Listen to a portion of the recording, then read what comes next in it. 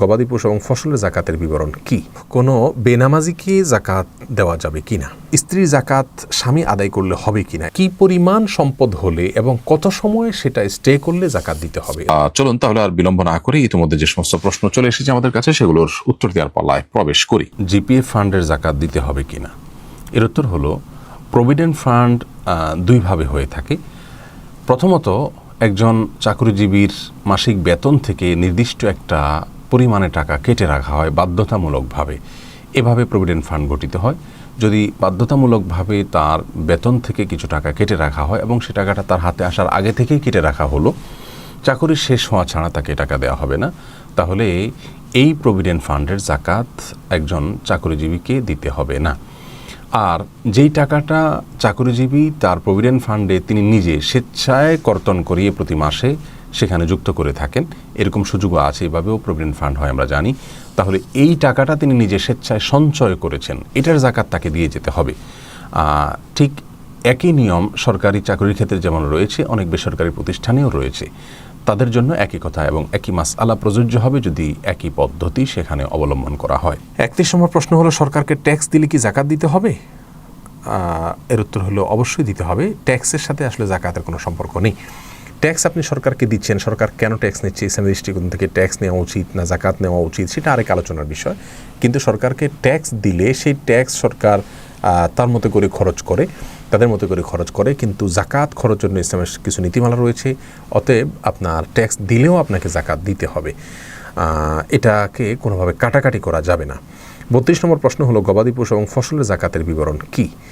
এর উত্তর হলো, গবাদি পশুর ক্ষেত্রে জাকাতের বিবরণ হলো যে পশু আপনার খামারের ভেতরে থাকে সেটার জাকাত দিতে হবে না। সেটা যদি কেনা বেচার জন্য আপনি ব্যবসার মাল হিসেবে রাখেন, যেমন মুরগি, ফার্মের মুরগি অথবা ফার্মের গরু, আপনি সেটাকে মোটা তাজা করেন, বিক্রি করেন, আবার আনেন, আবার বিক্রি করেন, তাহলে ব্যবসার পণ্য এটা, সেই হিসাবে এটা জাকাত আপনি দিবেন, ব্যবসার মাল হিসেবে জাকাত দিবেন। গবাদি পশু হিসাবে জাকাত দিতে হলে, জাকাত আবশ্যক হতে হলে, সেক্ষেত্রে এমন গবাদি পশু হইতে হবে যে গবাদি পশু বাহিরে ঘাস ইত্যাদি নিজে নিজে চড়ে পুড়ে খায়, আপনি তাকে খাবার দিয়ে পালতে হয় এরকম নয়, বরং বাহিরে ছেড়ে দেন, সে খেয়ে নেয় নিজের মতো করে, রাখালের মাধ্যমে পেলে থাকেন, এরকম যদি হয় তাহলে সেক্ষেত্রে সেই গবাদি পশু জাকাত দিতে হবে।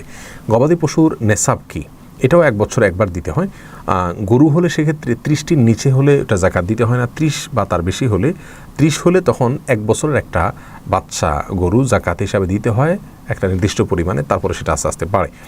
ছাগল হলে সেক্ষেত্রে 40টার নিচে থাকলে জাকাত দিতে হয় না, 40টা হলে একটা ছাগলের জন্য একটা ছাগল, বা ভেড়া হলে ভেড়ার জন্য একটা ভেড়া দিতে হয়, এটা নির্দিষ্ট পরিমাণে, তারপরে আবার সামনে আস্তে আস্তে বাড়তে থাকে। এটা হলো পশুর জাকাতের ক্ষেত্রে বিধিবিধান, এবং পশু জাকাত সম্পর্কে সহিহ মুসলিম বিস্তারিত রয়েছে। আর ফসলের জাকাতের বিষয়ে কোরআনে কারীম আল্লাহ সুবহানাহু ওয়া তাআলা সূরা বাকারা 267 নম্বর আয়াত এবং আরও বিভিন্ন আয়াতে আলোকপাত করেছেন, যার কারণে উম্মার ইজমা রয়েছে যে ফসলের জাকাত দিতে হয়, যেটাকে আমরা ওসুর বলি।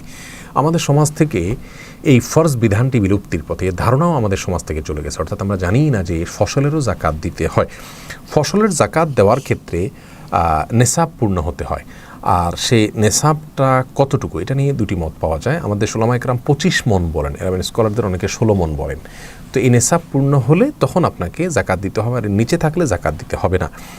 ফসলের জাকাতের পরিমাণ কি হবে, অর্থাৎ উৎপাদিত ফসল থেকে কি পরিমাণ জাকাত দিতে হবে? এর উত্তর হলো, যদি ফসল বৃষ্টির পানিতে হয়ে যায়, সেখানে কোনো সেচ করে ফসল উৎপাদন করতে না হয়, তাহলে সেক্ষেত্রে 10 ভাগের 1 ভাগ জাকাত দিতে হবে, অর্থাৎ প্রতি 100 কেজিতে 10 কেজি করে ওসুর দিতে হবে। আর যদি সেটা সেচের পানি দিয়ে উৎপাদন করতে হয়, বৃষ্টির পানিতে না হয়, বরং কৃষককে, চাষিকে নিজে পানির ব্যবস্থা করে তারপর সেটাকে উৎপাদন করতে হয়, তাহলে সেক্ষেত্রে 20 ভাগের 1 ভাগ জাকাত দিতে হবে। তার মানে প্রতি 100 কেজিতে 5 কেজি করে ফসলের জাকাত দিতে হবে। এক্ষেত্রে অন্যান্য জাকাতের যে সম্পদ রয়েছে সেগুলোর সাথে ফসলের জাকাতের একটা ভিন্নতা এবং ব্যতিক্রম রয়েছে, আর সেটা হলো ফসলের জাকাত 1 বছর পূর্ণ হওয়া জরুরি নয়, বরং এটা যতবার ফসল উঠবে ততবার যদি নেশাব পরিমাণ হয় তাহলে আপনাকে সেখান থেকে দিয়ে যেতে হবে।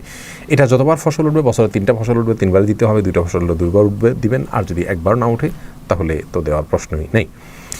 এরপরে 33 নম্বর প্রশ্ন হলো, জাকাতের টাকা দিয়ে ত্রাণ দেওয়া যাবে কিনা? উত্তর হলো না, জাকাতের টাকা দিয়ে আপনি সাধারণ ত্রাণ দিতে পারবেন না, কারণ ত্রাণ দিলে সেটা ধনী গরিব যে কোনো মানুষের কাছে যেতে পারে। সব অভাবীরাই কিন্তু জাকাতের মুস্তাহিক নন। অনেক লোকের অভাব আছে, কিন্তু সে অভাবটা জাকাত পাওয়ার মতো অভাব নয়। কারোর শিক্ষার খরচ মেটাতে পারছেন না, কিন্তু উচ্চশিক্ষা নিতে পারছেন না, কিন্তু আর অন্যান্য আলহামদুলিল্লাহ মৌলিক যে প্রয়োজনগুলো সেগুলো তিনি মেটাতে পারছেন, তাহলে সেক্ষেত্রে কিন্তু তিনি জাকাতের হকদার নন।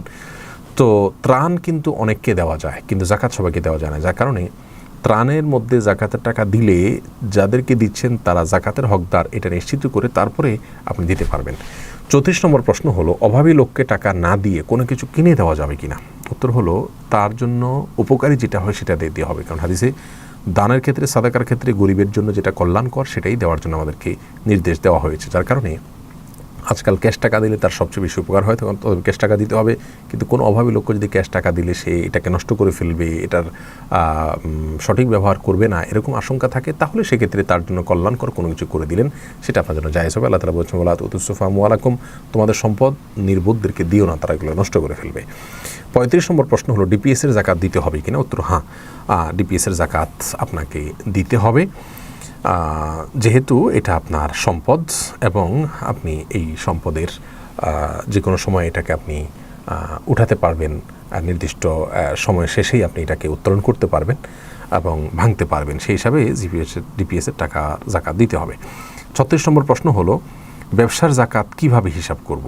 এর উত্তর হলো, আপনি ব্যবসার মালকে বছর যখন পূর্ণ হয়ে যাবে, বছর পূর্ণ হওয়ার পর আপনি কী পরিমাণ মাল আছে সেটাকে হিসাব করে বের করবেন। এরপরে এটার বিক্রয় মূল্য যেটা সেটা বের করে সেখান থেকে 2.5% আপনাকে জাকাত দিতে হবে।